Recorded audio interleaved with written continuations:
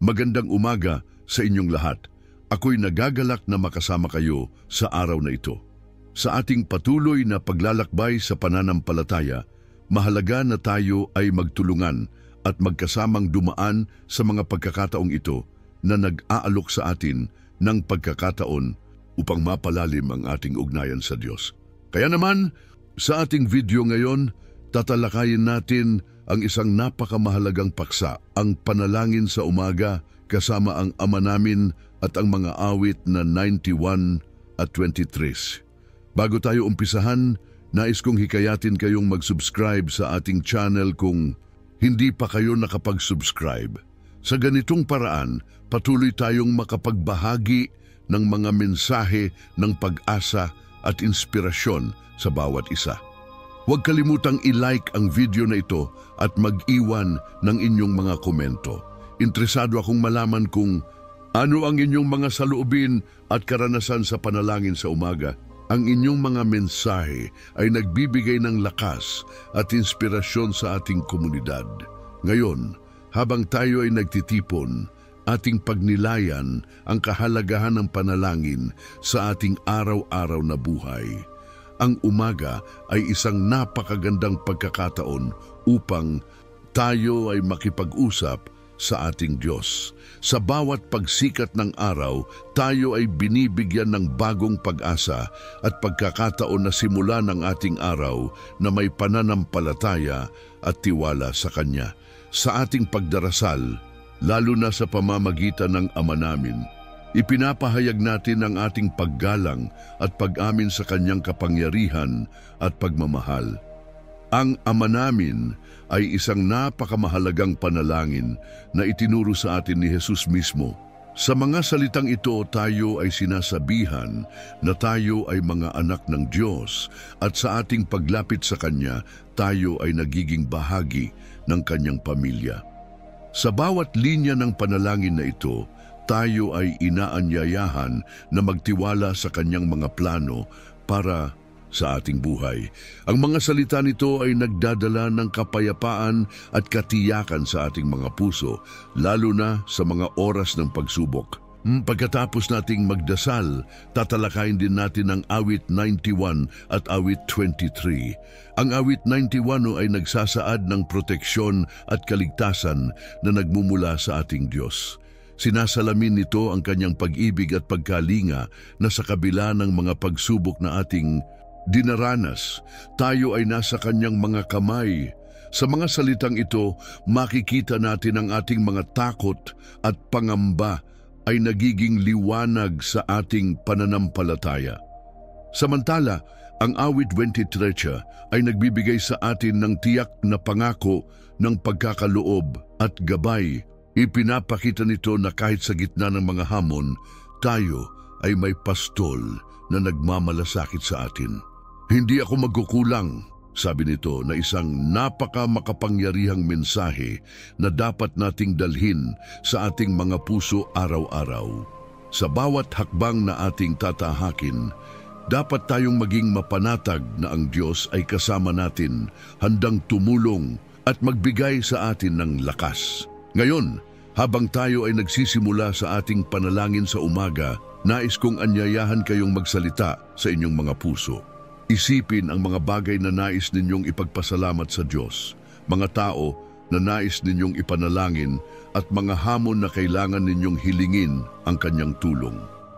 Sa ating sama-samang pagdarasal, tayo ay magiging mas malapit sa Kanya at sa isa't isa. Tandaan, ang bawat umaga ay isang bagong simula. Ang bawat panalangin ay isang hakbang patungo sa mas matibay na ugnayan sa ating manlilikha. Huwag kalimutang ibahagi ang video na ito sa inyong mga kaibigan at pamilya upang tayo ay sama-samang magdasal at lumago sa ating pananampalataya. Sa susunod na bahagi ng ating video, tayo ay lalapit sa Diyos sa panalangin at pagninilay. Magsimula na tayo? Ang awit 91 ay isang makapangyarihang paalala sa atin ng proteksyon at tiwala na maaari nating matamo sa ating Diyos. Sa mga panahon ng takot at pangamba, ang mga salita ng awit na ito ay nagiging kanlungan, isang matibay na pader na nagtatanggol sa atin mula sa mga pagsubok at panganib na dumarating sa ating buhay. Sa kabila ng mga bagyo ng buhay, ang ating pananampalataya sa Diyos ang nagbibigay sa atin ng kapayapaan at seguridad. Isang mahalagang mensahe ng awit 91 ay ang pagtitiwala sa Diyos bilang ating kanlungan. Sa Kanya'y ako'y nagtitiwala, ang sinasabi ng awit.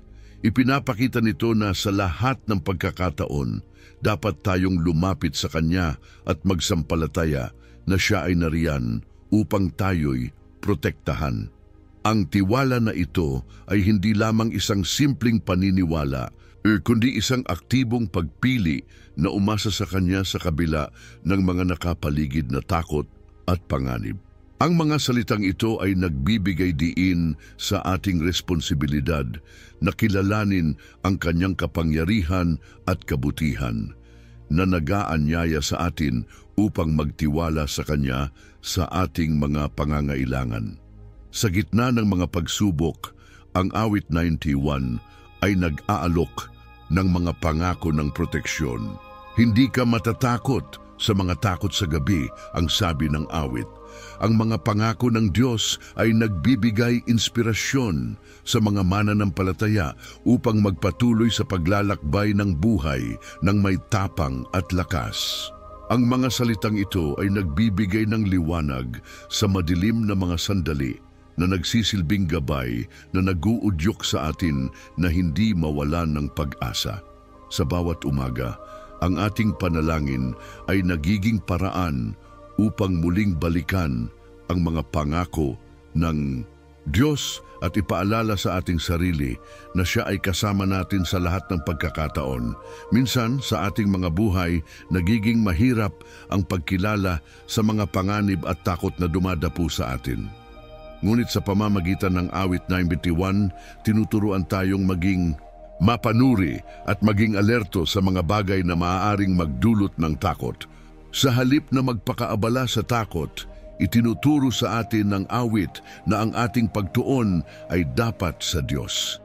Sa pamamagitan ng ating panalangin, naway patuloy tayong lumapit sa Kanya, humingi ng Kanyang tulong at gabay. Ang ating mga panalangin ay nagiging sandata laban sa mga hamon ng buhay at sa bawat pag-amin sa ating kahinaan, mas lalo nating nakikita ang Kanyang lakas at pagmamahal. Ang ganda ng pagkakaayos ng mga pangako ng Diyos sa awit 91 ay nagpapakita ng Kanyang walang kondisyong pagmamahal sa atin. Kapag tayo'y lumapit sa Kanya, tayo'y nakakaranas ng proteksyon at kapayapaan na hindi maihahambing sa anumang bagay. Ang mga salita sa awit na ito ay nagbibigay diin na hindi tayo nag-iisa sa ating mga laban. Sa bawat hamon na ating hinaharap, kasama natin ang Diyos na handang magbigay ng lakas at suporta. Sa ating mga panalangin sa umaga, naway ipagpatuloy natin ang pagninilay sa mga mensahe ng awit 91. Sa bawat pagbangon, dalhin natin ang tiwala sa Diyos na Siya ang ating tagapagtanggol at kanlungan. Ipinapaalala sa atin na hindi tayo nag-iisa sa ating paglalakbay. Ang Kanyang pangako ng proteksyon ay laging naririyan. Ang ating mga panalangin ay nagiging pagkakataon upang ipakita ang ating pagtitiwala at pasasalamat sa Kanya. Kaya't sa bawat umaga, habang tayo'y lumalapit sa Diyos sa ating mga panalangin, alalahanin natin ang mga pangako ng awit 91. Magtiwala tayo na sa Kanya mayroon tayong kasiguraduhan at kapayapaan kahit ano paman ang mangyari. Sa ating pagtitiwala, tayo'y bibigyan ng lakas upang harapin ang mga pagsubok at sa pamamagitan ng Kanyang pagmamahal, tayo'y magiging matatag sa lahat ng pagkakataon.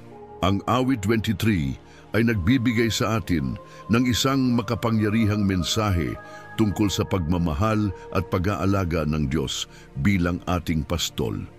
Sa mga panahong puno ng takot at pangamba, ang mga salin ng awit na ito ay nagsisilbing ilaw sa ating landas, na nag-aanyaya sa atin na magtiwala sa Kanyang gabay.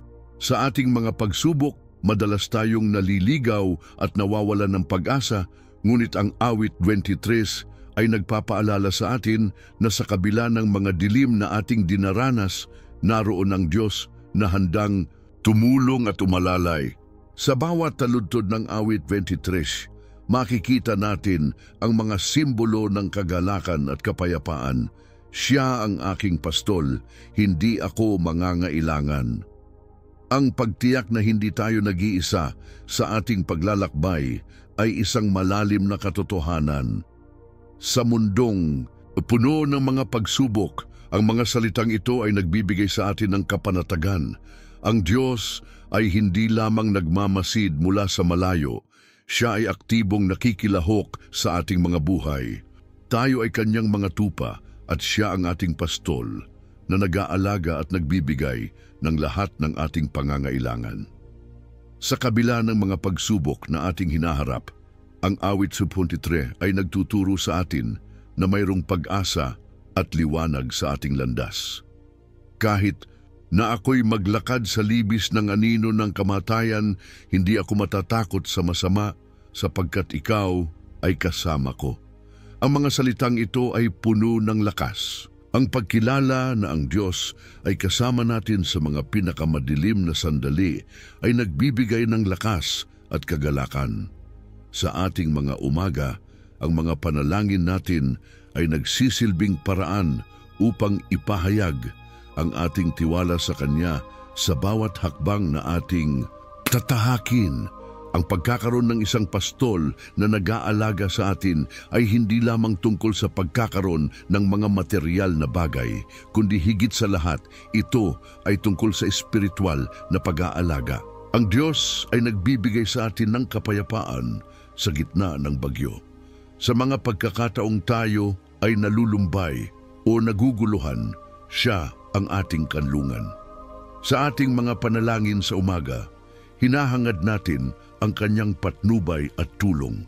Tayo ay humihingi ng kanyang liwanag upang magabayan tayo sa ating mga desisyon at hakbang. Minsan, ang mga pagsubok na ating dinaranas ay tila napakabigat. Ngunit sa mga pagkakataong iyon, ang pagninilay sa awit 23 ay nagbibigay sa atin ng lakas upang patuloy na lumakad. Ang Diyos ay hindi nangangako na hindi tayo makakaranas ng mga pagsubok, kundi siya ay nangangako na hindi tayo iiwan sa gitna ng mga ito. Ang kanyang presensya ay nagbibigay sa atin ng kagalakan sa kabila ng mga paghihirap. Ang mga salitang ikaw ay naghahanda ng mesa sa harapan ko sa harap ng aking mga kaaway. Pinahiran mo ng langis ang aking ulo, ang aking saro ay umaapaw, ay nagpapakita ng pagmamalasakit ng Diyos sa atin. Hindi lamang niya tayo pinoprotektahan, kundi pinaparamdam din niya sa atin ang kanyang pagmamahal at biyaya. Ang ating mga umaga ay puno ng mga pagkakataon upang ipahayag ang ating pasasalamat sa Kanya. Ang Kanyang mga biyaya ay umaapaw sa ating buhay at dapat tayong maging mapagpasalamat sa mga ito. Sa huli, ang awit 23 ay nagsisilbing paalala na ang ating buhay ay hindi nagtatapos sa mga pagsubok at kabiguan. Sa paglalakad natin sa buhay, kasama natin ang ating pastol na patuloy na nagbibigay ng pag-asa at liwanag. Sa ating mga panalangin, sa umaga, naway patuloy tayong magpakatatag sa ating pananampalataya at magtiwala sa Kanyang mga pangako.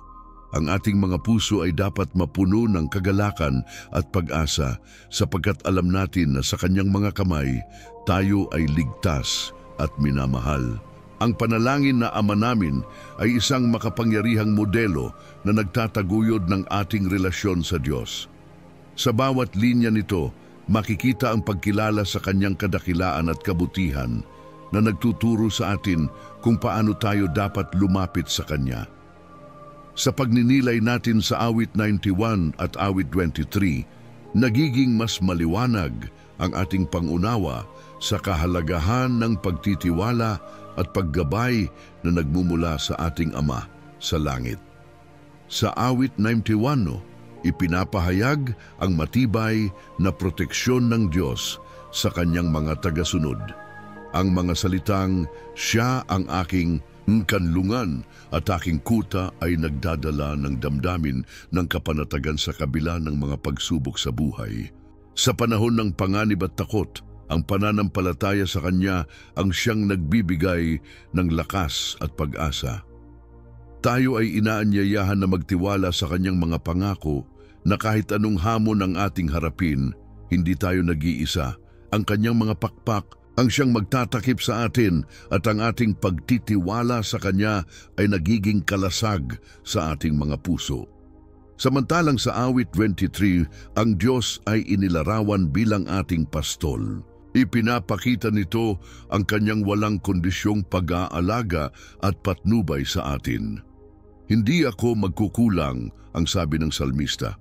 Ang mga salitang ito ay nagpapahayag ng tiwala sa Diyos na nag-aalaga sa ating mga pangangailangan.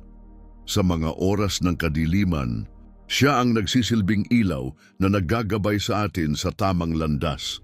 Ang pag-asa at kagalakan na dulot ng Kanyang presensya ay nagbibigay inspirasyon sa atin upang ipagpatuloy ang laban sa buhay. Alam natin na sa bawat hakbang may kasamang pagmamahal at pangangalaga ang ating pastol. Ang Ama namin ay hindi lamang isang panalangin. Ito ay isang pagsasagawa ng ating pananampalataya. Sa bawat linya, tinuturo sa atin ang halaga ng pagsusumamo at pagpapakumbaba.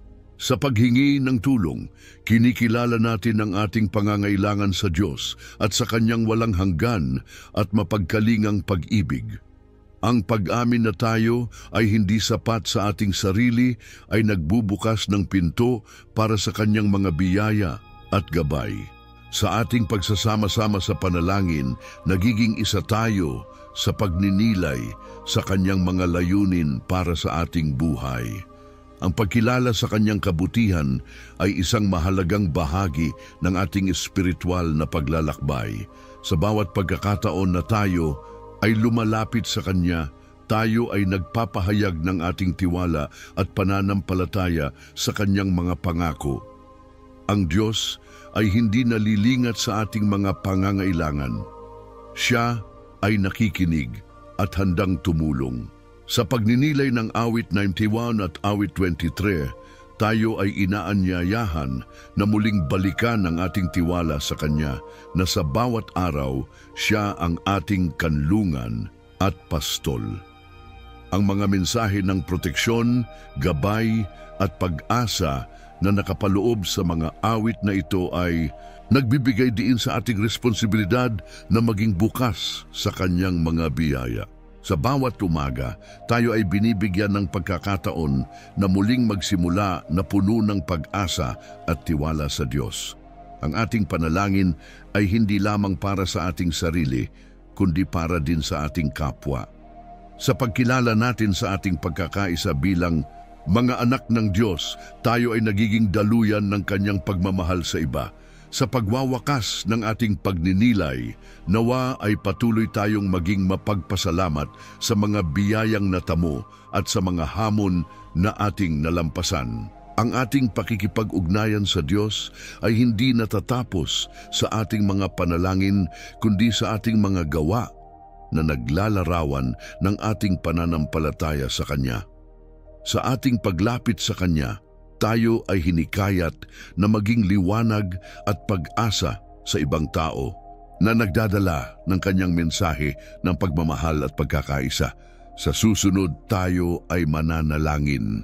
O Diyos na makapangyarihan, kami ay lumalapit sa iyo sa umagang ito ng may pasasalamat sa mga biyayang iyong ipinagkaloob. Sa bawat pagdapo ng araw, kami ay nananalig sa iyong mga pangako na hindi mo kami iiwan ni pababayaan. Sa mga sandaling ito, kami ay nagtitipon ng aming mga puso at isipan, humihiling ng iyong gabay at liwanag sa aming mga landas. Ama namin, sa aming pagbangon, kami ay humihiling na ang iyong presensya ay sumaatin. Sa bawat hakbang na aming tatahakin, naway Makasama namin ang iyong karunungan at kapayapaan. Puspusin mo kami ng iyong Espiritu Santo upang makilala namin ang mga pagkakataon na nagmumula sa iyo. Tulungan mo kaming maging matatag sa gitna ng mga pagsubok at hamon at patuloy na umasa sa iyong mga pangako. Salamat sa iyong mga salita na nagbibigay ng lakas at inspirasyon. Tulad ng sinasabi sa awit 91, kami ay nagtitiwala sa iyong mga pangako ng kaligtasan at proteksyon. Sa mga oras ng takot, kami ay lumalapit sa iyong mga bisig, alam na ikaw ang aming kanlungan at matibay na tanggulan. Ikaw ang aming matatag na batayan at sa iyo, kami ay nagkakaroon ng kapanatagan. O Panginoon, sa bawat umaga, kami ay humihiling na ipakita mo sa amin ang iyong mga daan. Naway ang aming mga puso ay maging sensitibo sa mga tawag at pangungusap ng iyong Espiritu. Sa mga pagkakataong kami ay naliligaw ng landas, bigyan mo kami ng karunungan upang makabalik sa tamang direksyon. Nais naming maging mga ilaw sa aming paligid na nagbibigay ng pag-asa at pagmamahal sa aming kapwa. Gaya ng sinasabi sa awit 23, ikaw ang aming pastol, wala kaming kakulangan. Ipinapangako mo na kami ay dadalhin sa mga pastulan na luntian at sa mga tubig na mapayapa. Sa mga panahon ng kaguluhan, naway mahanap namin ang kapayapaan sa iyong piling. Patuloy mo kaming pakainin ng iyong salita upang maging matibay ang aming pananampalataya at tapang. O Diyos, sa bawat pagsubok na dumarating, tulungan mo kaming umasa na sa tabi mo kami ay ligtas. Sa gitna ng mga alon at unos, ang iyong presensya ang aming sandigan. Naway huwag naming kalimutan na sa bawat pagkakataon, ikaw ang aming kasama at sa iyo kami ay may kasiguraduhan. Panginoon, sa umagang ito kami ay nag-aalay ng aming mga pasasalamat. Salamat sa mga bagong pagkakataon, sa mga bagong simula at sa mga biyayang patuloy mong ibinubuhos sa amin. Naway ang aming mga puso ay punuin ng ligaya at pag-asa at ang aming mga bibig ay magpuri sa iyo sa bawat sandali ng aming buhay. Sa bawat hakbang na aming tatahakin, naway maging gabay namin ang iyong salita. Sa aming mga desisyon, ipaalala mo sa amin ang mga aral na nagmumula sa iyo. Huwag mo kaming hayaan na lumihis sa landas na iyong itinakda. Sa mga pagkakataong kami ay naguguluhan, bigyan mo kami ng kaliwanagan. Sa mga oras ng pangangailangan, hayaan mo kaming makita ang iyong mga kamay na handang tumulong. Sa bawat hirap na aming dinaranas, naway maging matibay kami sa pananampalataya at patuloy na mangarap sa mga bagay na nagmumula sa iyo. O Diyos, kami ay humihingi ng iyong mga biyaya para sa mga tao sa aming paligid. Ipagkaloob mo ang kapayapaan sa aming mga pamilya, kaibigan at sa lahat ng aming nakakasalamuha. Naway, ang aming mga salita at gawa ay magsilbing testamento ng iyong pagmamahal. Ipinagdarasal namin ang mga naguguluhan at nawawalan ng pag-asa. Naway madama nila ang iyong presensya at ang iyong mga palad na nag-aanyaya ng kapayapaan sa kanilang mga puso. Sa mga oras ng pangungulila at takot, turuan mo silang umasa sa iyong mga pangako at makahanap ng liwanag sa dilim. Patuloy kaming humihingi ng iyong tulong, O Diyos, sa aming mga komunidad. Naway ang aming mga pagkilos ay magsilbing ilaw sa madilim na daan at ang aming pagmamahal ay magsilbing saksi sa iyong kadakilaan. Ipagkaloob mo sa amin ang lakas na maglingkod sa aming kapwa at ang kababaang loob na tanggapin ang mga pangangailangan ng iba. Sa bawat umaga kami ay nag-aalay ng aming mga puso, O Diyos, na patuloy na maging tapat sa iyong mga kalooban. Sa lahat ng aming gagawin, naway maging kalugod-lugod ito sa iyo.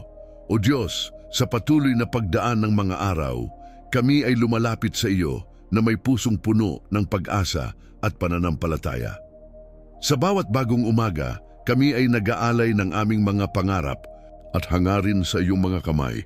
Naway sa bawat hakbang na aming tatahakin, ang iyong pagmamahal ang magbigay diin at liwanag sa aming mga landas. Sa mga pagkakataong kami ay nahaharap sa mga pagsubok, tulungan mo kaming magpatuloy na maniwala na may mga dahilan ang bawat nangyayari. Naway maging matatag kami sa aming mga desisyon at hindi maligaw ng landas. Ipinapanalangin namin na sa mga oras ng pangangailangan, kami ay makatagpo ng mga tao na magiging kaagapay sa aming mga laban. Bigyan mo kami ng mga kaibigan na handang makinig at umunawa, at mga kasamahan na handang magbigay ng suporta at lakas. O Panginoon, sa bawat hakbang namin, naway maging inspirasyon kami sa aming mga kapwa. Nais naming maging mga tagapagdala ng iyong liwanag sa mga madidilim na sulok ng aming komunidad. Sa mga pagkakataong kami ay mahinang loob, tulungan mo kaming muling bumangon at ipaalala sa amin na hindi kami nag-iisa. Ikaw ang aming kasama at sa bawat laban kami ay may tagumpay na naghihintay sa amin. Sa mga oras ng pag-aalinlangan, ipaalala mo sa amin ang mga halimbawa ng mga tao sa kasulatan na nagtiis at nagtagumpay dahil sa kanilang pananampalataya sa iyo.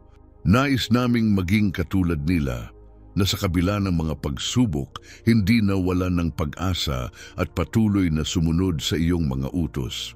Sa bawat kwento ng kanilang tagumpay, naway matutunan namin ang mga aral na magpapatibay sa aming pananampalataya.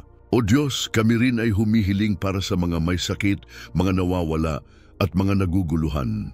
Ipinapanalangin namin na sa mga oras ng kanilang pagdaranas, madama nila ang iyong yakap at ang iyong mga malasakit. Naway ang kanilang mga puso ay mapuno ng pag-asa at lakas na patuloy na lumaban sa kanilang mga hamon. Ipagkaloob mo sa kanila ang kagalingan at kapayapaan na nagmumula sa iyo. Sa aming mga pamilya, naway patuloy mo silang pagpalain. Ipinapanalangin namin ang pagkakaisa at pagmamahalan sa bawat tahanan. Hayaan mo kaming maging mga tagapangalaga ng bawat isa na nagbibigay ng suporta at pag-unawa sa panahon ng pangangailangan. Naway sa bawat hapagkainan, ang aming mga pag-uusap ay punong-puno ng pagmamahal at pagtulong sa isa't isa. O Diyos, sa mga kabataan, naway bigyan mo sila ng tamang direksyon. Ipanalangin namin na sila ay lumago sa kaalaman at pananampalataya. Ipinagdarasal namin na sa kanilang mga pangarap, sila ay maging inspirasyon sa iba. Naway ang kanilang mga hakbang ay maging gabay sa susunod na henerasyon at ang kanilang mga desisyon ay hindi lamang para sa kanilang sarili kundi para sa ikabubuti ng kanilang komunidad. Sa mga matatanda, naway iparamdam mo sa kanila ang aming pagmamahal at pagpapahalaga. Ipinapanalangin namin na sa kanilang mga natitirang araw, sila ay makaramdam ng kagalakan at kapayapaan. Bigyan mo sila ng lakas upang ipagpatuloy ang kanilang mga layunin at pangarap. At sana ay maging inspirasyon sila sa mga kabataan. O Panginoon, sa huli, kami ay nag-aalay ng aming mga pasasalamat. Salamat sa mga biyayang patuloy mo kaming ipinagkakaloob, sa mga simpleng bagay na kadalasang hindi namin pinapansin. Salamat sa mga pagkakataong kami ay nagkakaroon ng pagkakataon na maglingkod at makatulong sa iba. Naway patuloy naming ipahayag ang iyong pagmamahal sa aming mga salita at gawa. Sa bawat sandali, naway maging tapat kami sa iyong mga kalooban. Sa lahat ng aming gagawin, naway magbigay ito ng kaluguran sa iyo. Sa iyong mga kamay, O Diyos, kami ay nagtitiwala. Sa ngalan ni Jesus, kami ay nananalangin. Amen. Sa ating pagwawakas, nais kong ipaalala sa inyo ang kahalagahan ng ating mga turo at panalangin. Sa bawat umaga, tayo ay binibigyan ng pagkakataon upang simulan ang ating araw na may pag-asa at ikapayapaan. Ang mga salin sa awit 91 at awit 23 ay nagbibigay sa atin ng inspirasyon at paalala na hindi tayo nag-iisa sa ating mga laban. Ang Diyos ay kasama natin, nagmamasid at nagtutustos sa ating mga pangangailangan. Sa ating pagninilay, naway maging hindi lamang ito isang simpleng aktibidad, kundi isang tunay na paglalakbay kasama ang ating tagapagligtas. Isipin natin ang mga salitang ating binasa. Ang Panginoon ang aking pastol, hindi ako magkukulang. Ipinapakita nito ang tiwala na dapat nating ilagak sa Kanya. Sa bawat pagsubok na ating kinahaharapin, huwag tayong mawala ng pag-asa. Ang ating Ama sa Langit ay laging nandiyan, handang magbigay ng lakas at gabay. Ang bawat hakbang natin kasama, Siya ay patungo sa mga pastulan ng kapayapaan at kasaganaan. Ngunit sa kabila ng lahat ng ito, tayo rin ay may pananagutan. Ang ating mga salin ay nagbigay diin sa kahalagahan ng pananampalataya at pagsunod sa Kanya. Sa mga oras na tila tayo ay nag-iisa, naway alalahanin natin ang mga kataga ng awit 91, kung saan sinasabi na ang Kanyang mga anghel ay ipinapadala upang tayo ay bantayan. Ang mga ito ay paalala na may mga tao at pagkakataon sa ating paligid na nagbibigay ng suporta at tulong kahit na hindi natin ito nakikita. Huwag tayong matakot na humingi ng tulong, magbahagi ng ating mga pasanin at ipaalam ang ating mga pangangailangan sa ating mga kapwa. Habang tayo ay naglalakbay sa mundong ito, lagi nating isaisip ang ating mga layunin. Ang ating mga desisyon at kilos ay dapat nakatuon sa pagmamahal at paglilingkod sa iba. Ang isang tunay na tagasunod ni Kristo ay hindi lamang nag-iisip para sa kanyang sarili, kundi nagmamalasakit para sa kapakanan ng iba. Sa ating mga tahanan, komunidad at sa ating mga gawain, naway maging liwanag tayo sa dilim.